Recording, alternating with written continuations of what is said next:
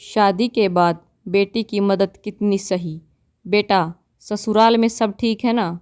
दामाद जी का, तेरे सास ससुर का, सबका व्यवहार कैसा है? नवविवाहित बेटी रिया पहली बार मायके से आई तो माँ साधना जी ने पूछा। हाँ माँ, सब ठीक है, बेटी ने बोला। कोई परेशानी हो तो मुझे बता सकती हो, साधना जी फिर से बोली। वो मम्मी, वहाँ पर ऑटोमेटिक गैस चूल्हा नहीं है, वहीं पुराने फैशन का चूल्हा है। मुझसे वहाँ खाना नहीं बनता। मम्मी जी से बोला भी था, वो बोली भी जल्दी दूसरा मंगा देंगे, पर तब तक परेशानी झेलनी होगी। रिया मुंह बनाते हुए बोली। साधना जी उस वक्त चुप रही, पर शाम को जब बेटी ससुराल वापस जाने लगी, मेरी बेटी छोटी सी चीज़ के लिए परेशानी क्यों झेले? गैस चूल्हा रिया के हाथ में देते हुए साधना जी बोली और बेटी को गले लगा लिया। रिया भी खुशी खुशी वापस चली गई। ससुराल में सास के पूछने पर उसने कहा, मेरी मम्मी ने मेरी सुविधा के लिए दिलाया है, तो सास चुप हो गई। कुछ दिन बाद रिया अपने मायके कुछ दिन रहने आई। बेटा, गैस चूल्हा सही काम कर रहा है ना? अब तो कोई परेशानी नहीं, साधना जी ने चाय नाश्ते के बाद बेटी से पूछा। हाँ मम्मी, ठीक है, पर वहाँ माइक्रोवेव नहीं है जो खाना झटपट गर्म हो जाए। बार बार गर्मी में गैस के आगे खड़े होकर ही सब काम करने पड़ते हैं, रिया बोली। बेटा, इस माइक्रोवेव को भी गाड़ी में रखवा लो। रिया जिस दिन वापस जा रही थी, उस दिन साधना जी बाहर से आई और ऑटो रिक्शा से माइक्रोवेव उतारते हुए बोली। पर मम्मी, ये आपने क्यों खरीद लिया? रिया माइक्रोवेव देखकर बोली। कोई बात नहीं बेटा, तुम यहाँ रहने आई हो, कोई उपहार तो देना ही था, तो यही सही, साधना जी बोली। और रिया इस बार भी खुशी खुशी वापस चली गई। साधना, मुझे लगता है तुम्हें माइक्रोवेव नहीं लाना चाहिए था, साधना के पति श्रीकांत बोले।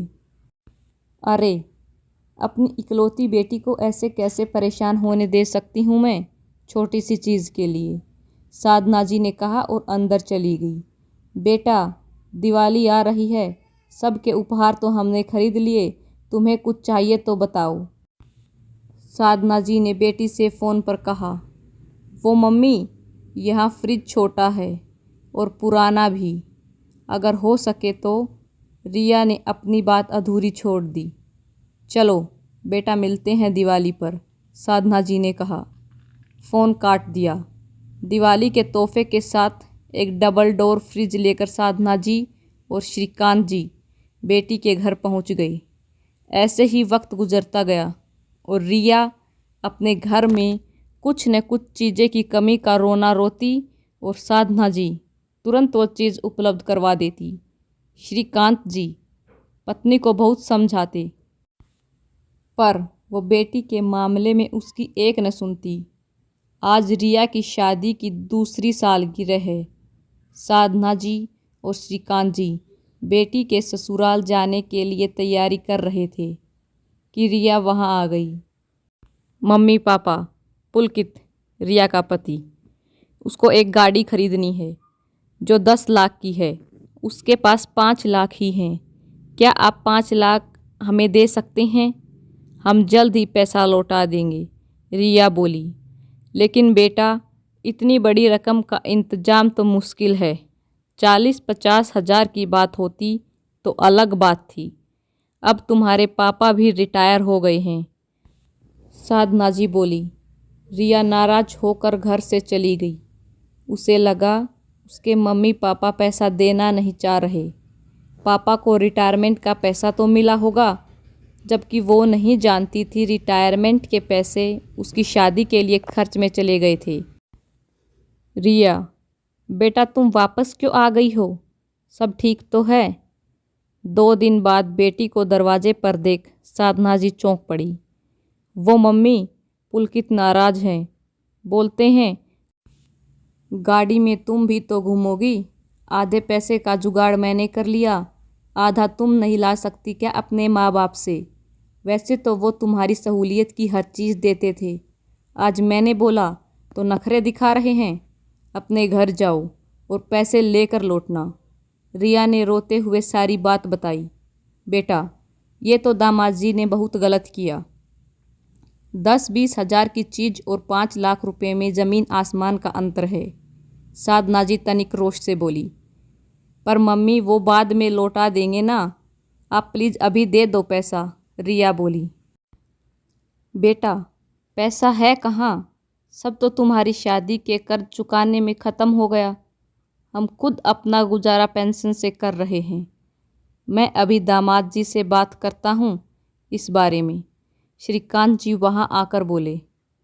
और दामाद को फ़ोन लगाया पर उन्होंने उठाया नहीं। कई बार कोशिश करने पर भी फ़ोन नहीं उठा। पापा, वो नाराज़ हैं। अगर पैसे नहीं मिले तो वो मुझे घर में नहीं घुसने देंगे, रिया रोते हुए बोली।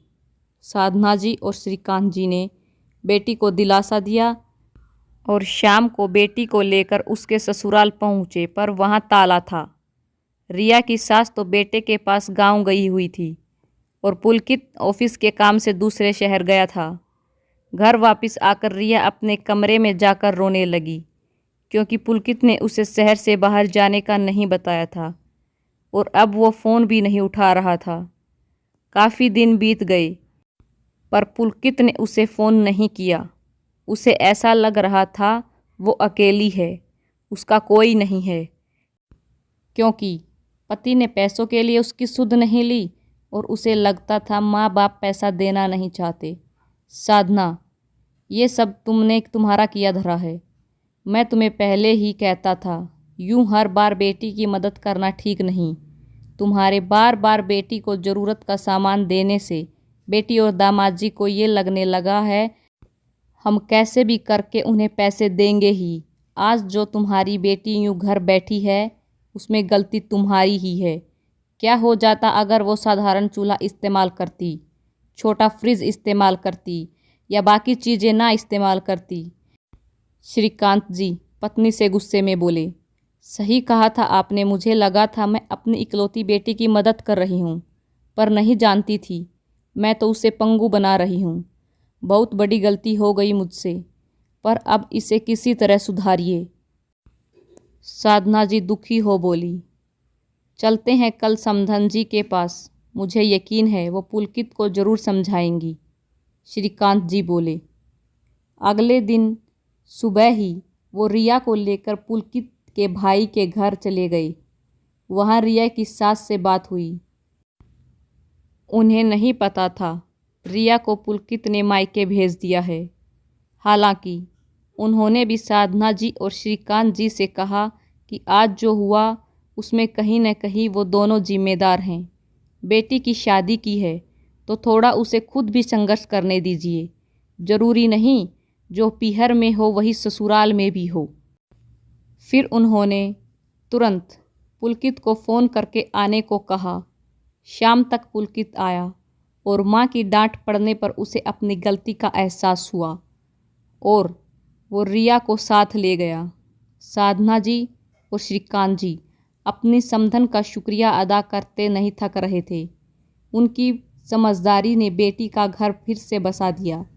दोस्तों, ऐसा अक्सर होता है, बेटी को ससुराल में थोड़ी भी परेशानी हो या किसी चीज़ की कमी हो, माता पिता तुरंत दिला देते हैं। ज़रूरत बाद में आदत बन जाती है और बेटी दामाद अनावश्यक मांगे करने लगते हैं, जिनको पूरा न करने की दशा में बेटी को परेशानी भी झेलनी पड़ती है या रिश्तों में खटास आ जाती है। बेटी को उपहार देना गलत नहीं, पर हर बात उसकी छोटी छोटी ज़रूरतें पूरी करना बच्चों को पंगु बना देता है और उन्हें सहारे की आदत पड़ जाती है। आपने बेटी की शादी की है, अब उसका सुख दुख में साथ दीजिए, पर कुछ परेशानियों का समाधान खुद भी करने दीजिए। ऐसी मदद का क्या फ़ायदा जो बेटी का घर ही तोड़ दे, क्योंकि हर सास रिया की सास की तरह समझदार नहीं होती। अगर आपको यह वीडियो अच्छी लगी तो वीडियो को लाइक और चैनल को सब्सक्राइब करें। धन्यवाद।